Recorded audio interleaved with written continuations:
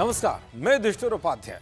बंगाल में बीजेपी की सरकार बनते ही जिस तरह के ताबड़तोड़ एक्शन लिए जा रहे हैं, वो बंगाल के इतिहास में एक रिकॉर्ड बना रहे हैं। जिन मुद्दों को लेकर ऐसा कहा जाता रहा है कि बंगाल के अंदर ऐसा कभी भी संभव नहीं हो पाएगा, लेकिन पहली बार बीजेपी की सरकार बनते ही सब मुमकिन दिखाई दे रहा है। पिछले कुछ घंटों के भीतर आपने ऐसी कई तस्वीरें देखी होंगी कि जिसमें अपराधियों के अवैध ठिकानों पर बुलडोजर तो चल ही रहा है, साथ ही बड़े बड़े गुंडे, माफिया और पत्थरबाजों को पुलिस घरों से घसीट घसीट कर ला रही है।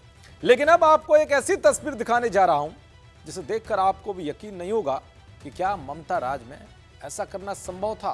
दरअसल जो बंगाल पुलिस कुछ दिनों पहले तक उन बमबाज, पत्थरबाज और खुलेआम गुंडागर्दी करने वाले नेताओं के आगे नतमस्तक रहती थी, जो बड़े बड़े अपराधों के बावजूद भी उनको हाथ तक नहीं लगा पाती थी, जो कार्रवाई के नाम पर उल्टा पीड़ितों को ही धमकाती थी, आज वही बंगाल पुलिस शुभेंदु राज में ऐसे गुंडों को घरों से उठाकर कच्चा बनियान में ही खुली सड़क पर उनकी परेड निकाल रही।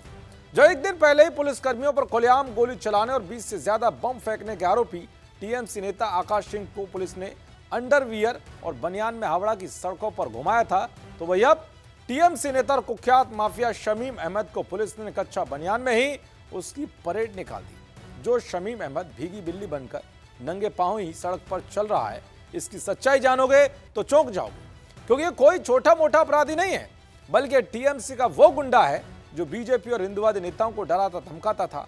इसका पुलिस के बीच भी इतना खौफ था कि पुलिस वाले इसकी जी हुजूरी करते दिखते थे, जिस पर देशी बम बनाने का आरोप है।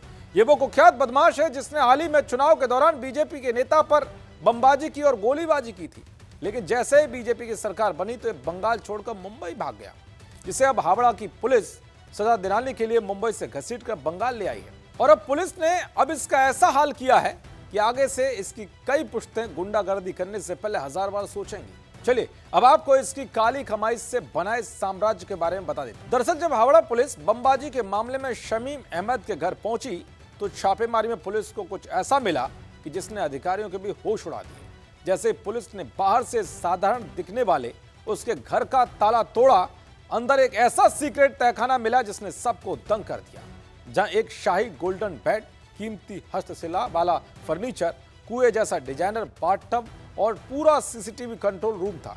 यहां एक के बाद एक कमरों से जुड़े कई अंडरग्राउंड कमरे बने थे। अब हम समझ सकते हैं कि ममता राज में शमीम अहमद कैसे काली कमाई करते हुए एक बहुत बड़ा साम्राज्य खड़ा कर लिया था। अब कहा जा रहा है कि इसी साम्राज्य पर जल्दी सीएम शुभेंदु का बुलडोजर गरजने वाला है और शमीम अहमद से पाई पाई का हिसाब लेने की पूरी तैयारी कर ली गई है।